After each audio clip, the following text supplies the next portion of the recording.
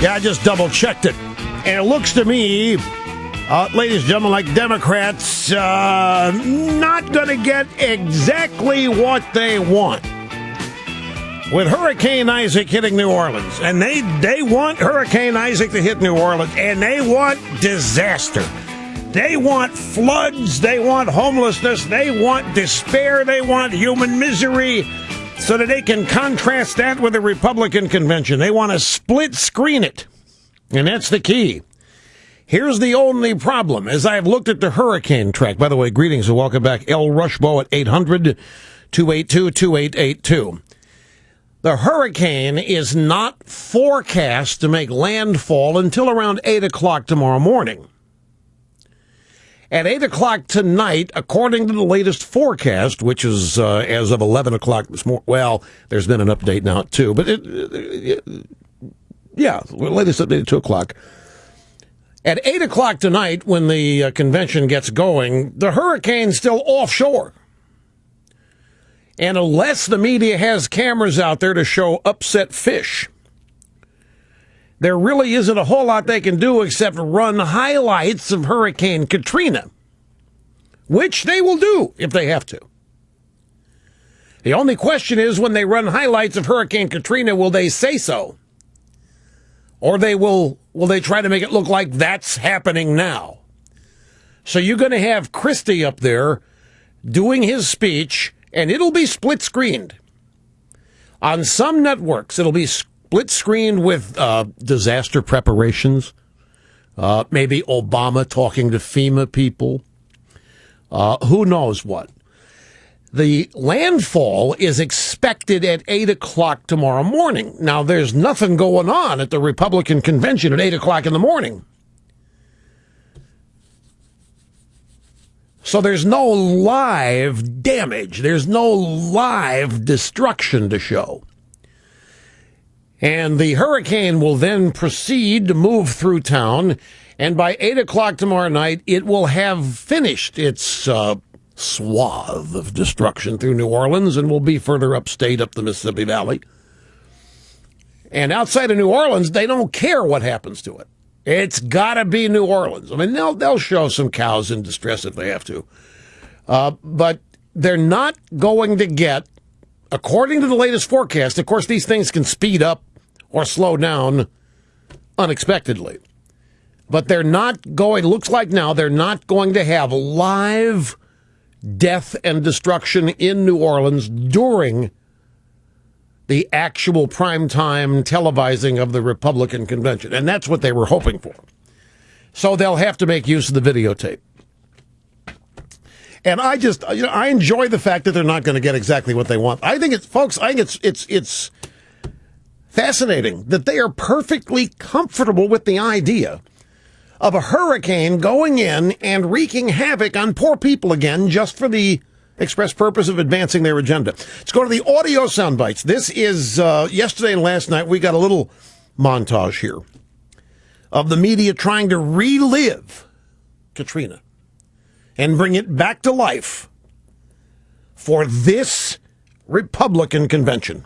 New Orleans bracing with the memory of Katrina still so fresh. Clearly, the memory of Katrina is in everyone's mind. I'm at the 17th Street Canal. 7 years ago, during Hurricane Katrina, the levees failed here. 7 years to the day after the day that Katrina hit, I remember it well, was there in a parking garage for a couple of days. Here along the coast of Mississippi, riding out Katrina, and I remember I worked that night. Here in New Orleans in the lower Ninth Ward when Katrina came, and they didn't send the buses. 7 years after Katrina, the memories that brings back for people. I'm getting chills thinking about it. Yeah, chills thinking about it. Thinking what we can do to the Republican convention. I'm getting chills thinking about it. Now, if you missed the first hour, I, of course, Mr. Solution, El Rushbo, suggested that the Republicans head off some of this criticism that they know is coming their way by doing two things. First thing is send 500 bus drivers to New Orleans right now. Because remember, it was Mayor Nagin of New Orleans who didn't mobilize the buses to help evacuate the poor citizens. Bush got blamed for it, of course, but it was the mayor who didn't activate the buses. So we send 500 bus drivers in. Second thing we do, instead of sending sandbags to shore up these levees, which have ostensibly been repaired since Katrina, we send in bags of money. We send in bags of money delivered by Mitt Romney's sons. And we take those bags of money down to those levees. We even maybe set one bag on fire just to show them we're Republicans. And this will accomplish a couple things. A, it'll show we care. We have sent money directly to New Orleans in bags at the levees. Now, the second thing that'll happen is that citizens in New Orleans, when they find out there's money in those bags, will head down there and try to steal the bags, steal the money. At which time the levees will fail because the bags are being taken away. And more destruction, damage, and injury. And in the process, the Republicans succeed in having fewer Democrat voters in Louisiana again, just like they did with Hurricane Katrina. And everybody knows that was the point. Steer Katrina in there, wipe out New Orleans, have the people that survive go to Texas, and take Democrats away from Louisiana, make it not a Democrat state. And that's what the media told us the Republicans did with Katrina. So relive it. Those are my ideas. I don't expect them to be acted upon. But using bags of money be cheaper than giving taxpayer dollars to the local Democrats who've been in charge of the levees, because that money's just ended up in the back pockets of the Democrats and didn't go to levee repair. They used the money to buy votes, or in the case of William Jefferson, Democrat Louisiana, he put the money in his freezer. And that was excused, by the way, if you recall. Well, you have to look at his background. He's the son of a sharecropper, grew up with nothing. Everybody else had all the money. Here's a chance. It was his turn to score. We really can't blame him. We have to understand the socioeconomic circumstances that Congressman Jefferson came from. Oh, yeah, I remember all this. Another soundbite. This is soundbite. If they can't get the Republicans to cancel the convention, which is what they've hoped to do, by the way. They're not just trying to get Romney to shut up, not criticize Obama. They have been trying to get the Republicans to cancel this convention for a rainstorm. How can the Republicans dare do this while this is going on? Have they no shame? Have they no heart? But if they can't get them to shut up, if they can't get them to stop the convention, maybe they'll just split screen the thing. Here we have another montage yesterday and last night. The optics of a split screen of people in peril and people at a convention having fun is something they really don't want. We're now in a split screen mode. The Republicans are going to be faced here with the next couple of days of a split screen. You're going to be having a spectacle of a split screen. The split screen convention. The split screen, which is a speech, and the other side is New Orleans getting walloped. Split screen here in Tampa and Isaac. It would be pretty awkward to have a split screen with speakers here and devastation. The worst thing would be that split screen of speeches as people are being evacuated. That's Ari Fleischer, by the way, Bush's first spokesman in the White House, agreeing, we can't have that. We can't. Now, what is Obama going to be doing tonight? You know what Obama's, it's exactly right. Obama's schedule, ladies and gentlemen, he's raising money tonight. He is out campaigning at a fundraiser. Will they do a split screen of that? Would they do a split screen of Obama out fundraising while there's devastation in New Orleans? And yes, and it would be timed to the point in Obama's speech where he explains to the people he's trying to fleece, raise money from, all he's done to get New Orleans prepared for this. There's no way that they would embarrass Obama the way they want to try to embarrass Republicans. NBC Nightly News, angrier Mitchell in an attempt to tie the Republican National Committee to Hurricane Katrina. A political challenge here with this approaching storm, especially for the Republicans. No one here can easily forget the iconic picture of President Bush flying on Air Force One, looking out the window and looking down at New Orleans during Katrina. They're not going to forget that. Oh, no, not going to forget that picture. No way. We're not going to let people forget that picture. As we got these doofus Republicans here in Tampa, they won't cancel their convention like we're demanding. So we're going to put up that picture of Bush flying back to Washington, doing a flyover of New Orleans. There was a picture of him looking out the window of Air Force One at the devastation. I remember the picture. What they don't tell you is why Bush didn't land. Bush didn't land at that time because he would have taken away a bunch of uniformed officials, security, law enforcement, to make up his security detail away from the recovery work they were doing. In essence, Bush didn't want to get in the way. Presidents just can't drop in someplace. Arrangements have to be made. Security, Secret Service, telephone lines have to be established. All kinds of things. Presidents don't just drop in without causing all kinds of havoc. But what was the crime of flying over Katrina anyway, New Orleans? What was the... I never understood that. Now, you listen to Andrea Mitchell, it is a crime just to fly over it and look it out the window. What was the crime there? And what they want you to believe is he didn't care. He tried to make people think he cared by flying over at 10,000, but he didn't care. Bush never cared. Bush didn't care about anybody. Republicans don't care about anybody. And that's what they're trying to revive.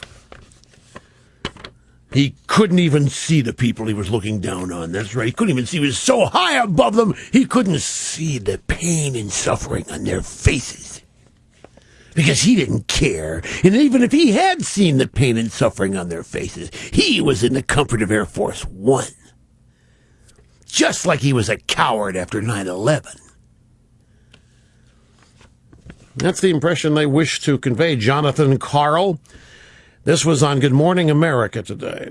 Jonathan Karl reporting about Tropical Storm Isaac and the Republican National Convention.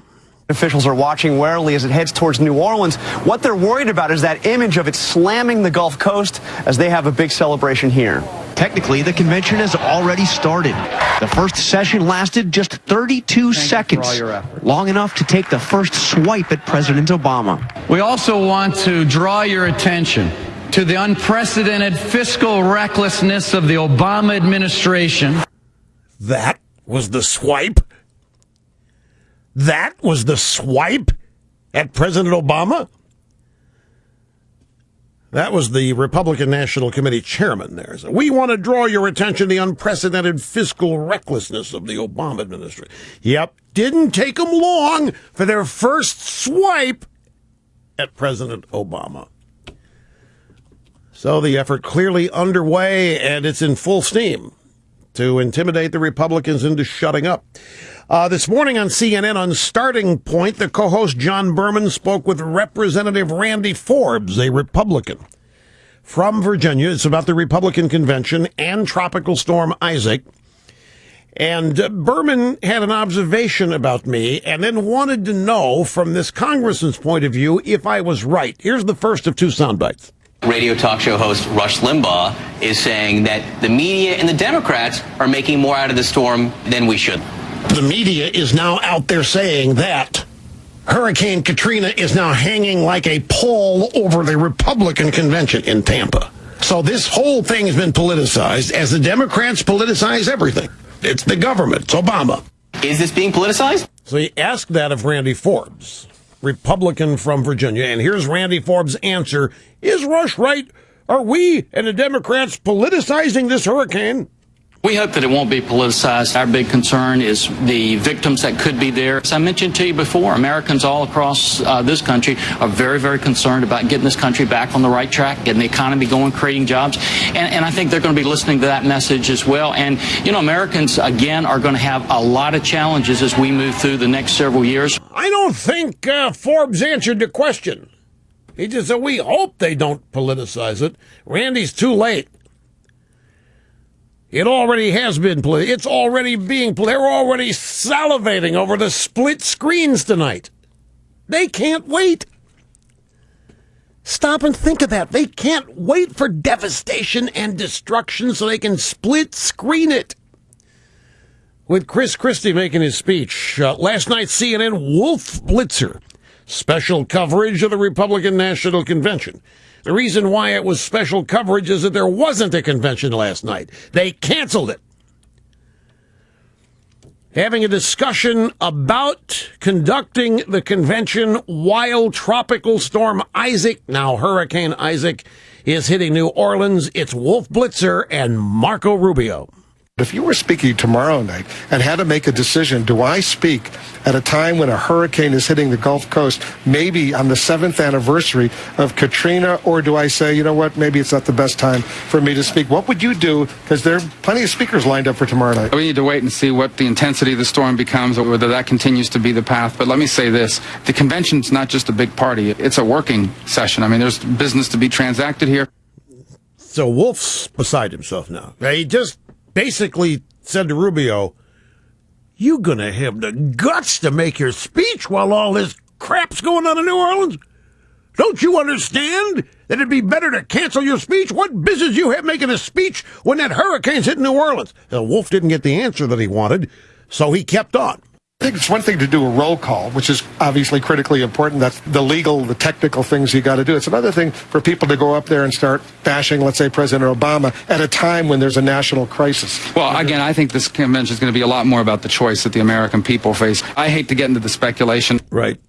How can you go bash Obama? How you dare? You give your speech during a national crisis. It's already a national crisis. It's a rainstorm. It's a Cat 1. And I'm not diminishing Cat 1 hurricanes here, of course, but national crisis. Anyway, just a heads up. What's coming? Brief time out. Much more straight ahead here on the EIB network.